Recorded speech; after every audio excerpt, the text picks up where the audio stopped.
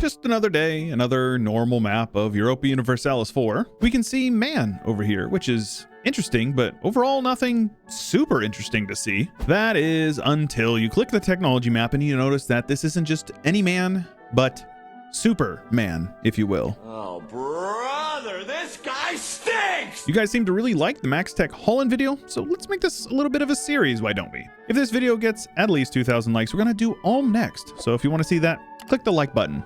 Also, click the subscribe button if you haven't already, because at 50,000 subscribers on this channel, we're going to be doing a massive mega campaign all the way from Imperator Rome through Hearts of Iron 4, which should be a ton of fun. But for today, let's take a look at Mann with maximum technology in 1444. A bit slow to start off. We've got our army here. We have some manpower. We have a little bit of money coming in. We've worked through offensive infrastructure, defensive influence, humanist, court, aristocratic, and quality ideas. A whopping 4 military idea groups. I think it's safe to say that they're going to very much be strong on the military front, especially early on until people start catching up. And unrelated to Mann, but we definitely have a little bit of interesting stuff going on to the south. The 100 Years' War has taken it to the English territory, and we have French that have landed on the British Isles for the first time in quite a long time, I think. And a few years in, England has gotten clapped by the French, but also the Manx or Manx, I don't know what they're called, have made their way over, and they're doing some nationalist wars, and they've actually moved their capital to Leinster. So that's a thing, I suppose. They've grown by 4 provinces, and they're looking very good for only like 10 years into the game. And now it's Scotland's time to catch some hands with a bunch of occupations going on, but when you take a look at the diplomatic map mode, it's not looking so good considering the fact that they called in France. Not really sure what the implications of that are, but you know, we'll be taking a look, of course.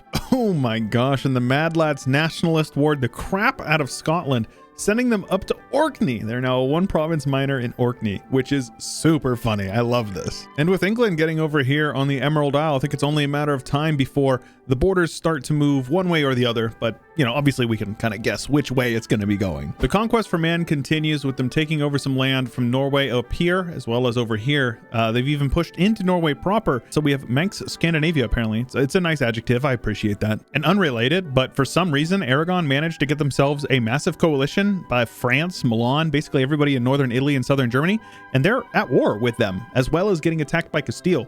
So Aragon is not looking good. This is not, I didn't do anything with this. This is completely just the AI derping out. But yeah, Aragon not around for long, I can imagine. Now, don't get me wrong, I enjoy medieval warfare just as much as the next guy. But if you're looking for something a little more modern, you should check out the sponsor of today's video. World War Armies is the first and only real-time strategy game on mobile, allowing myself and other map-staring experts to get that RTS fix while away from their PCs. Unlike many mobile strategy games, there is no auto battle, there is no base building, and there is no endless grinding. It honestly feels more like a PC game where you can jump straight into PvP after finishing the tutorial. Each PvP session is full of intense action, lasting between 5 to 15 minutes. Your mission? Capture the enemy base and deplete their resources. And with the freedom to control multiple unique units, strategy is key. Whether you're capturing resource points, building defenses, or launching a rocket assault, always stay one step ahead of your opponent. And speaking of units, there is a ton of variety with lots of unique features, from soldiers capturing strategic points, heavy tanks obliterating enemy bases, to paratroopers launching surprise attacks. Every unit brings its own flair to the battlefield. Choose from 3 iconic nations: Germany, the USA, and the Soviet Union, each nation boasting over 20 unique units reflecting real-world history. Ever wanted to command the Soviet Katusha or the German Maus? Well, now is your chance. But that's not all. Each nation has its own generals, each with their unique skills. Whether you're launching a massive rocket attack or speeding up your army, these generals can turn the tide of battle. Compete on a global scale with a single world server. Go solo in 1v1 mode or team up with a friend for some 2v2 action. And if you're thinking of trying out World War Armies, there's a sweet deal waiting for you. Follow the link in the description and get the Pershing tank with a special desert skin and tokens as soon as you finish the tutorial.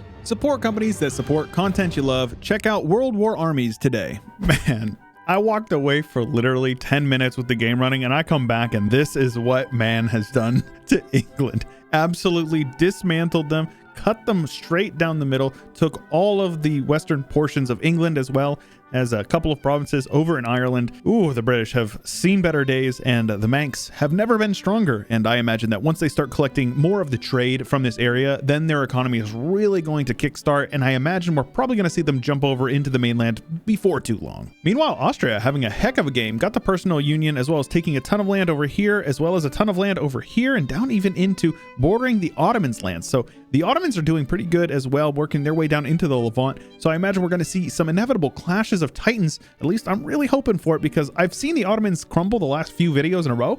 I really want to see them do well. Also, Sicily is independent, which is cool. And Sardinia is under the control of the Pope, which is cool. So Aragon definitely got dismantled in that coalition war. No surprise whatsoever. And in what is most certainly the worst timeline I could have imagined, Mann has formed Scotland. And I think you guys know what that's going to mean. It means they're going to form Great Britain, and we're going to have a Great Britain formed by Mann, which is cool to think about, but looking at the map, I think is going to kind of take away a little bit of that joy. We're going to run it out, see how it goes. Meanwhile, the Pope Man continues to dominate, uniting southern Italy under their boot, so to speak. Castile has annexed the rest of Aragon, uniting Iberia minus Portugal under their banner. Timmy has collapsed with a bunch of releasables getting popped out of them, which is pretty cool. These are rare tags, so always happy to see them. And it looks like Bengal is doing Bengal things, pushing up into Tibet. Korea over here being chilling, and Ashikaga uniting a large chunk of the majority of the development up here in the main island. And then a couple of random daimyos down here, probably not going to be long before Japan is united. The colonial game is off with Portugal over in Brazil, and La Bermuda, of course, for Castile. And Mann, now Scotland, with one last hurrah, pushing England over to a one province minor here in Connacht. So that's pretty cool. And it appears that Scotland has shifted their focus overseas into Scandinavia, taking a ton of land. But lads, you know we gotta say it, when it happens, Gotland got land. Yeah? I'll be here all night. Also, Muscovy's kind of scary, taking basically all of Finland in this like Sapmi area from Sweden. Sweden is like 3-4 provinces left, and even Riga took in. So yeah, they're not doing well, and it's probably basically over for Sweden. Meanwhile, some interesting shenanigans going on down here. Looks like the Pope Man is occupying some land over here from Castile, and Castile somehow, somewhere along the way, lost a war and kicked out Galicia. So Castile not doing super good, but somebody who is doing super good is the Ottomans, who are terrifying, to say the least. They are enormous. This is probably the best Ottomans I have seen in a while. You know, never count them out. People say, oh, they're bad this patch, they're good this patch. It really just depends on the game, I guess. We also have a Manchu that has formed, which is cool, and Ashikaga continues to unite Japan. Ming has committed, not alive anymore, and is slowly withering away to a husk of what they once were. The Caribbean colonial game is where it is at, with Portugal and Castile competing, and aside from that, there's not much going on except for some Portuguese down here in Brazil. And the conquest continues with Sweden getting annexed in their entirety, as well as Riga getting exiled over here for some reason. But the Scots didn't stop there. We have Scottish Pomerania, and they've taken a ton of land over here in whatever this is, the Ruhr Valley, I think this area is called. So yeah, things are looking good. They're also currently running a train on France, and I don't think France is going to make it out of this. But definitely worth mentioning that the Palatinate got the Burgundian inheritance. So I always love to see who gets it, and whenever it's a nation other than Austria, I think it's like very much worth mentioning. Meanwhile, the Ottomans are definitely showing no signs of stopping, with Ottoman Western India very much a thing. Vijay is the southern Indian blob that came out on top, with Bamanas just gone, but Bengal continues to migrate over into Burma, and Ayutthaya continues to migrate into everywhere in China. Absolutely just making the most disgusting borders I've ever seen. Oh, and shout out Liberatia, very cool little pirate republic nation that can pop out over here in Madagascar. You love to see that. That is a very nice little chef's kiss. Looks like the British are going to exile to the Cape once they inevitably get kicked out of the British Isles, because yes, despite them having their capital still here in Ireland, Scotland could click the button and form the British nation whenever they want to. They haven't clicked it, despite being able to for a couple of years now. So I don't know when they're going to, or if they're going to. I kind of hope they don't, because the idea of Scotland being big and strong is way funnier than Great Britain, in my opinion. Well, lads, we have it. We finally have an independent Basque country here, Navarra, looking very good. We've even got one province down here in the south of Castile. The rest of Castile not looking too good. Looks like Galicia actually got annexed by Portugal, and for some reason Asturias is independent. Don't ask me why, I have no idea. Meanwhile, the Pope continues to move up north, looking to maybe go for that Kingdom of God. I love to see a strong Pope. He's even got some land over here in Tunisia.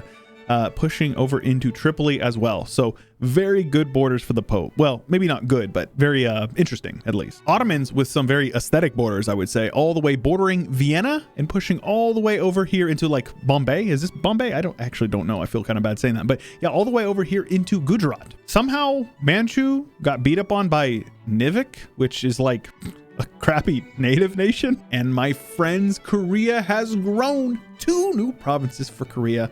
Absolutely love to see it. And as previously stated, Japan is united. They even have the Kuril Mountains. However, they do not have Tsushima. So I don't know why they don't. They even have Okinawa, but no Tsushima. The South American colonial game is almost exclusively Portuguese. We do have a couple of French over here, and they're going to need it because Scotland is destroying them. Meanwhile, the rest of the stuff up here, Castile for the most part, with a couple of provinces going to the Portuguese. But the one that I am most excited about is Breton, Canada. That definitely has a ring to it. Instead of speaking French this time around, the Canadians are going to be speaking Breton, which I think would probably be preferred by some. And I showed a little bit of it, but yeah, Scotland is just getting their tendrils in everywhere, and they've even cut across Poland and are doing some horrible snaking over here, cutting Lithuania off, and clearly Poland just is done. Poland is down for the count. And they're not coming back. Breton, Canada, definitely coming along, not nearly as well as the rest of the Spanish colonies, but down in the south, again, it's all blue, even a little bit over here for the French. But that's not all, because Portugal also took a ton of land over here, with Brittany getting 1 province here, and the rest going to France. So clearly the conquest of Africa has happened. Breton Congo over here, I guess, with Portuguese South Africa. And we've even got Castilian East Africa, as well as Ottoman Horn of Africa. So a little bit of Africa for everybody. It's funny to see Transoxiana migrating over into this area over here, and then Bengal just dominating the entirety of India, with Wu uniting China. Sadly, Korea's lost a couple of provinces in Korea, but they've actually gained a couple of provinces in Japan. So I would say overall breaking even. Russia looking quite good right next to Lithuania, not looking so good next to Scotland. Looking good as expected. It's funny to see Castile making some progress in southern Portugal, and then Portugal taking land in northern Castile. So I don't know how that happened, but this is definitely where we're at. And then over here we have Pope just taking Catalonia. The Pope, who, by the way, is the leader of the Kingdom of God, because of course somebody had to outshine man in the man run. Decadence probably hitting the Ottomans right about now. If I had to guess, we are in the age of revolutions, and Wallachia, Bulgaria have both popped out and have eaten up a bit of land right in the Ottoman heartlands. Of course, right next to Nitra, who is not even close to Slovakia. And again, the nation with a naval hegemon is the nation that was buffed. So probably a trend that we're going to be picking up on as we continue this series. By the way, I think the next video is going to be Ulm, so stay tuned for that. It's going to be a lot of fun. But in the number 2 slot is Portugal, but it's only because of their colonial empire. They're actually very weak overall. The Ottomans are the 3rd spot, and probably very much well-deserved, with Wu in the 4th, and then the Kingdom of God in the 5th spot, Castile in the 6th, again, mostly just because of colonial stuff, Bengal, and then Russia rounding out the top 8. Well, 1821, the empire's still here, and Mainz is the only elector. Well, no, they're not the only one. There's another one right here in Ansbach, specifically revolutionary Ansbach, because yeah, the revolution had a gain this time around. As a matter of fact, Scotland was revolutionary until literally like 6 months before the end of the game, where Russia crushed the revolution of all places. But you can see the revolution hit Castile as well as Portugal. Obviously it was very big in Scotland. Heck, we even have a revolutionary Bulgaria over here, so safe to say it made its way around. Though it appears the Ottomans were primarily replaced by the Kingdom of God, and split a little bit with Transoxiana and a massive Bengal. You got to admit, Papal Persia has got a ring to it. Korea ended up reconquesting their lands, finishing with perfect borders with a couple of extra little tidbits sprinkled on top. And despite the absolute chaos that happened over in Europe, the New World maintains its entire existence under colonial rule. The religious map mode is disgusting, reformed over in Scotland, Catholic in the rest, Orthodox, of course, in the Russians, and then the whole New World is Catholic. The entirety of India is Hindu, and not a single nation in India follows the Hindu religion. It does look like the Italian culture spread just a bit, with Dalmatians taking up all of Illyria down here into Greece. So it turns out that Greeks are actually Dalmatians, which is cool.